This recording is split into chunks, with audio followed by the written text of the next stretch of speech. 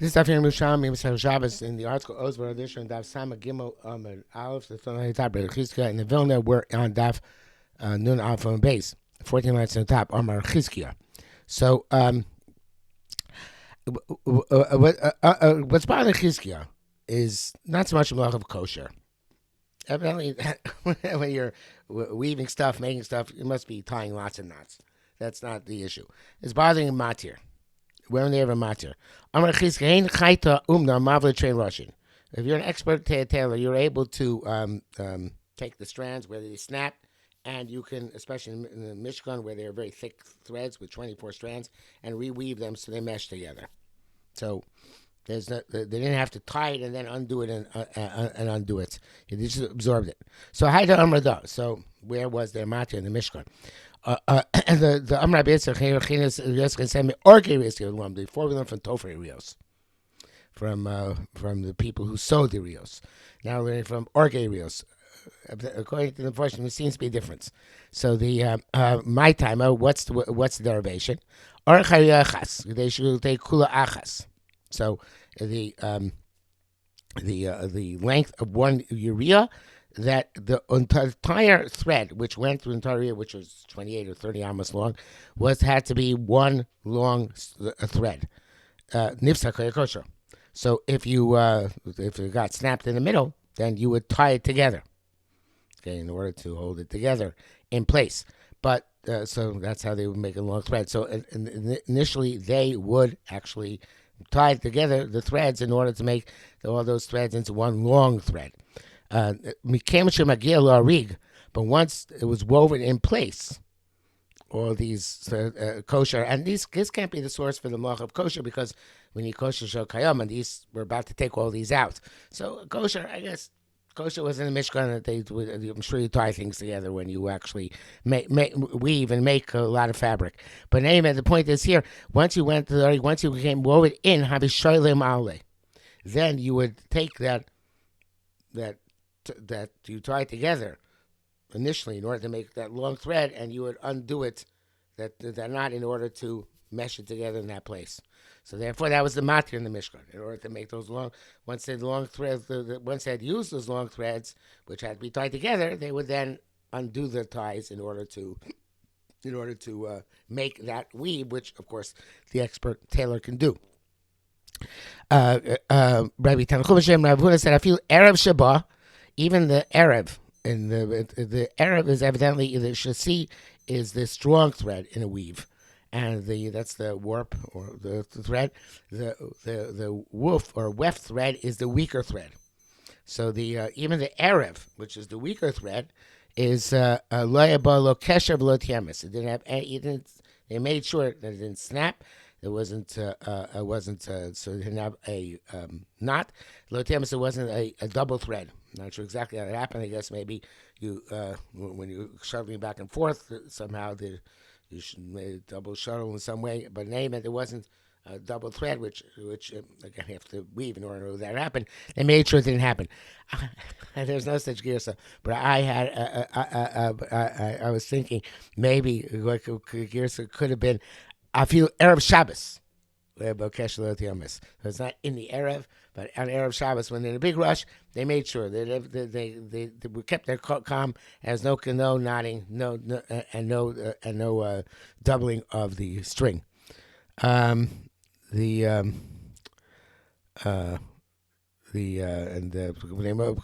says, "Have you Erev Shabbayos Loyav and Kesh Lo Shum Chibur? The Kosh came Shesi Shenikar Yoser. Certainly, the Shesi would be more nicker because they're thicker threads." He says, so it's not, according to him, it's not that the Arab is weaker or more prone to it necessarily, but the Arab was thinner, and therefore it would be nicker. You'd think they would get away with it. No, they made sure it didn't happen, and certainly make sure it happened in the thicker chassis threads. Okay, Tanya Rabbi Yesha. We learned Rabbi Yesha said, Chosel shel Tmorim. This is a keli which is made out of a weave of palm fronds, like baskets are made of that, and you put it into unripe dates in order to become ripe. Upaltaya shel Tmorim. It's another type of container. Korea matir. Of course, we have this in the Babli as well, that you're allowed to rip and destroy these containers on Shabbos. You can rip it and undo it as long as you don't tie it together. Vein Torah, and that's not considered to be the Malacha Matir. Why? Because so it's like breaking the jug in order to eat a grogeres, which is Chazal allowed on Shabbos.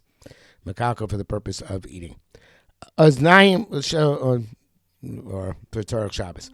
Aznaim shuduskia. If you have you have two dusikia, a double sack, which has that has straps which hold them together. The kosher umatir, you can tie them and untie them on Shabbos. It's not a problem. Nasik Shabbos, like you are opening and closing on Shabbos, which is okay. Rabbi Chanina Omer Ad Yechus Kol Sitra. So the going back in the Mishnah that and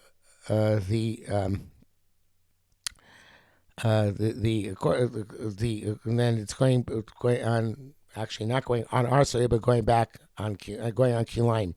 And where it's considered to be malach of kilaim, the Isser of kilaim, when you sew together linen and wool, if you go down an entire side.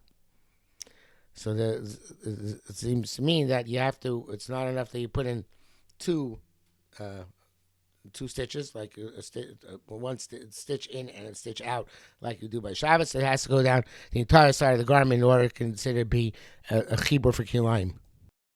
That's Garment Ada's shot, and that's he says in order that the garment should remain intact and not break apart. But the Bnei Moshe says that it's it means that that you have to, that the string has to, the thread has to go throughout to the entire other side of the garment. In other words, make a stitch. Obviously, first it's loose, right? It's just dangling there. So then until you pull with the needle the thread all the way down, then it makes a solid stitch. So Adiyachos Kol Sitra means you have to go all the way down. It has to go completely into the garment, and the stitch should be, I guess, so smooth on the surface of the garment on the other side. Rabbi Chanina. Rabbi Yana said, they said Rabbi Chanina, say ukra. According to the Korban means go and learn Chumash. You shouldn't be learning Torah Sheba'al Peh. You're not yet up to that. So it's not. So you don't have to go that far in order to be chayav for kilaim. In order to be sewing kilaim. Also shnei roshel tzad echad. Once you put two stitches on one side. So according to the Korban, it means you don't have to go down the entire garment. Once you go to one stitch, which goes from one side up and back down the other side, that's already chiyuv kilaim. According to Bnei Moshe, the others, it means that it doesn't have to be a tight stitch. Just once you went in and went back, even if you didn't pull it down, it's still already considered to be this of kilaim. Now, the next few lines that everybody has difficulty with, and they suggest different gears changes, but so we'll just try and forge ahead with it. So, according to you, Rabbi Chanina, says it should not be enough, either because in order to make it taut, you have to make another stitch in order to make it to hold in place, or because you have to go, that's according to Moshe, according to Korban, you should have to keep going down the entire side. So, but right? It shouldn't be enough. You should have to go, keep going. Yisok, right? Go at least another one, and maybe more and more and more. And furthermore, we have what Rabbi Yehuda Merach Yishalish. He in fact holds, evidently, and they have to do a third one, in, out, in. Well, Me'ato, according to you, Ad Yechos, Yisok Yechos, you should have to go even further. Again, in order to make it taut, you should have to do an additional one, or you should have to continue going further down the line in order to finish the entire side. So what difficult the Korban Eder was, Yishalish, or if you anyway have to go down the entire side. But I guess that's the question. In other words, what do you mean until you do 3 stitches? You have to keep going. El hachin b'achin. So it's just in and out. And again, either it means in and out, even if it's not taut, or in and out, and you don't have to go further Except according to Rabbi Yehuda, according to him, you have to go additional third stitch, but not according to Rabban. Okay, the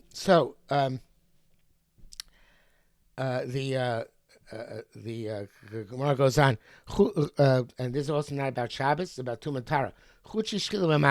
You put a string through a thread through a needle. I feel question even if you tie it at the end, as people do when they thread needles. Eno chibur. They're not considered to be a chibur inyan tuma. It's the something which is tami the needle. It's not tami the thread. It's not considered one unit. I mean,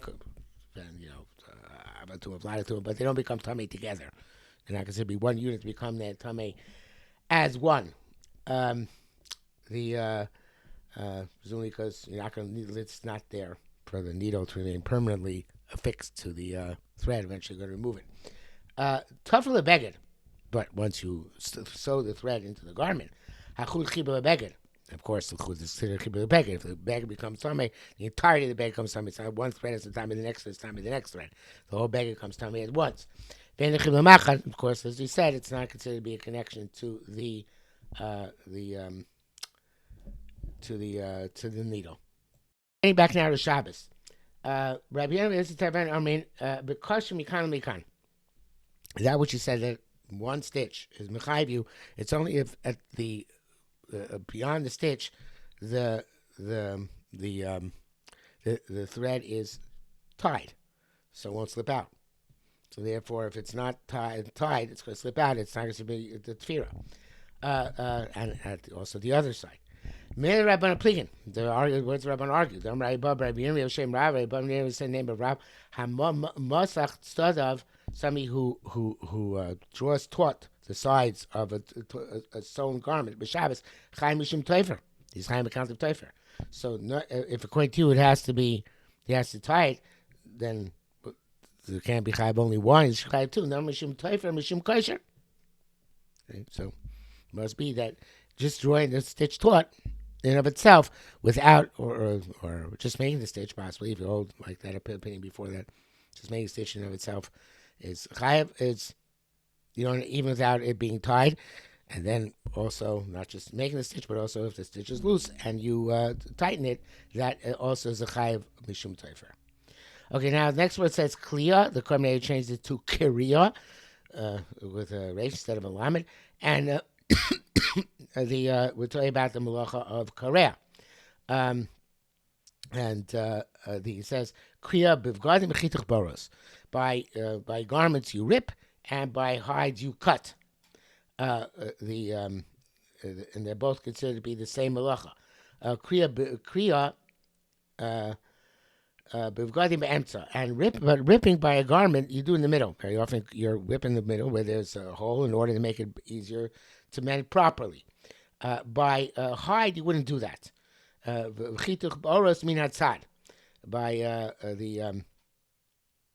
a hide, evidently, if it's in the middle, then it would not wouldn't rip it. You don't mend it that way. You don't cut it there. Chituch is on the side of the hide in order to make it even.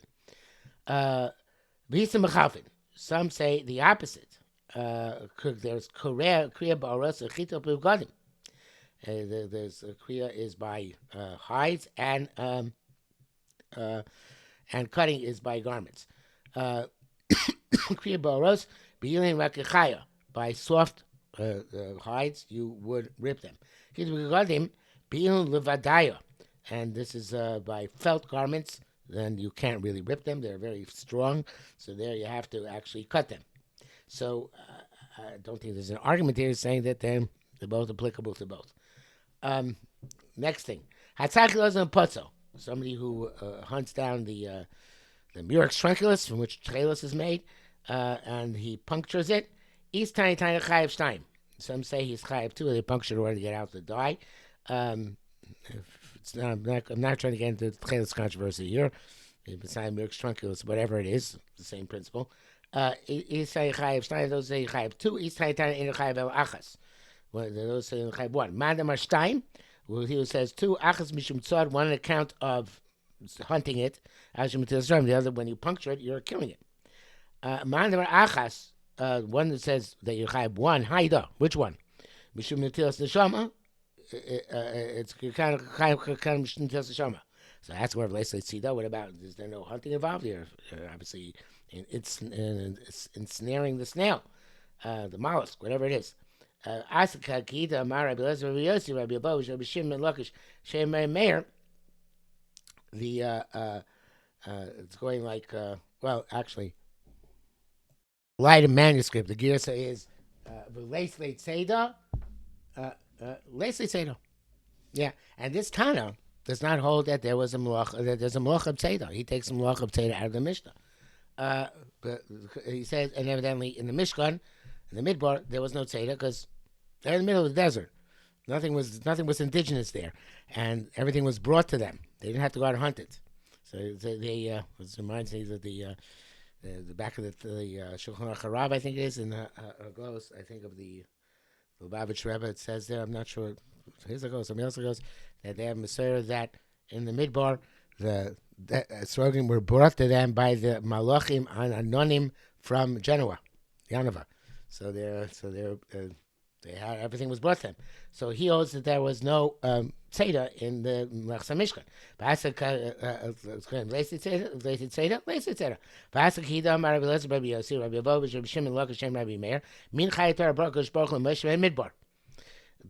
In order to make the Urios, not the Chilos, are obviously the same issue, right? But in order to make it, it's an even bigger issue because they grow in these New York structures are indigenous to the Mediterranean, so they were nowhere near the Mediterranean. So there was Tachash, which is Minchai Torah Baruch Baruch Mashvidbar, came to us about Melechus Hamishkan. Once the Mishkan was complete, then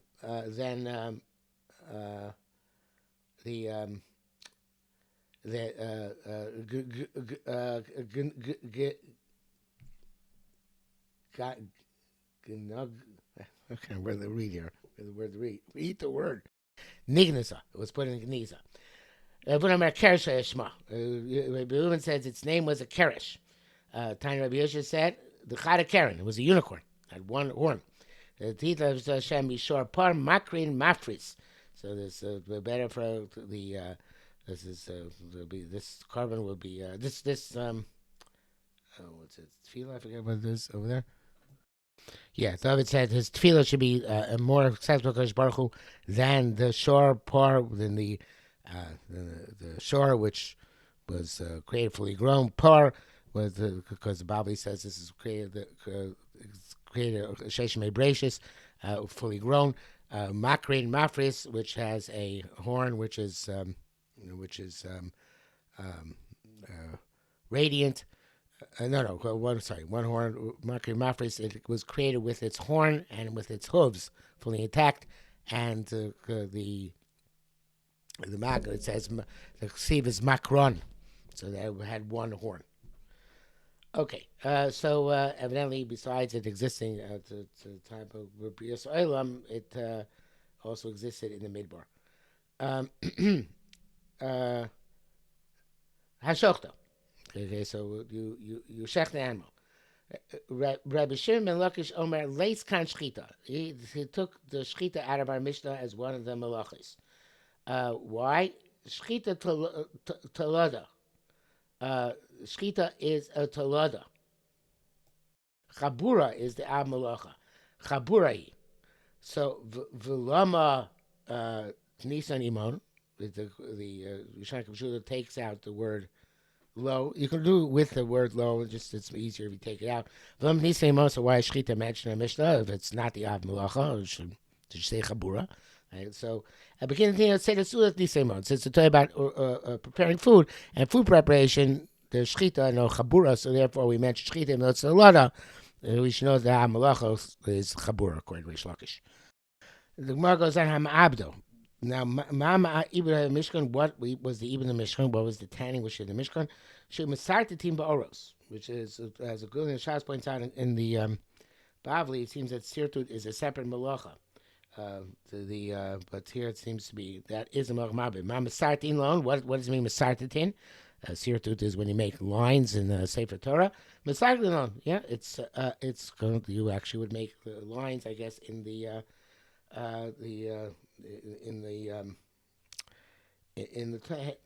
hides in order to connect them together somehow. I guess somehow part and parcel of designing them appropriately. Now, evidently, according to Yerushalmi, since these are such beautiful hides, going back, the article actually changed the order here, and Ephraim changed the order of the paragraphs here in the Gemara in order to get this to go back on the previous discussion about the tachash and the keresh. So the idea is that they were very, very beautiful hides, and they were pre-made for this purpose by HaKadosh Baruch Hu. So therefore, they didn't have to be tanned the normal way. So what exactly was the ibud in these hides? Since if they didn't have to be tanned the normal way, they came pre-tanned. So the answer is that they still had to connect them together, and to do that, they had to make these lines, and that line is also a form of ibud. When the Babylon decided to say the ibud of leather is just regular tanning, evidently they had to also tan these miraculous hides as well. So now we go back actually to that, going back to that Gemara, which we had a couple lines ago. V'asya, that it was the hides in the Mishkan where it came from this miraculous animal, which was a kosher animal. Vaski, it's saying it goes to Reish Shmuel and said name Avo, mutar lasos only or behema tmeo. So the allowed to make an oel at or behema tmea, and it's not going to be makabel tuma.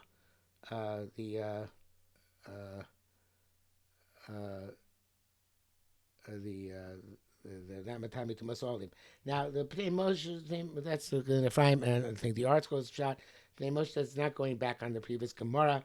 It's going of the Tachash or the Keresh, whatever that was, but it's going on the Tzad Tzvi in the Mishnah.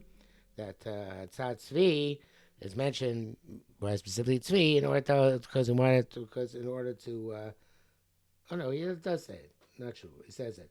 Vasa Mishnah Kai did not consider Tzad Tzvi with Dafka looked on its stomach. At Tzad Chai Mishnah Nagav Urkim Mashon that call me Mishkan Lamdu Mishkan Loya Min Tame.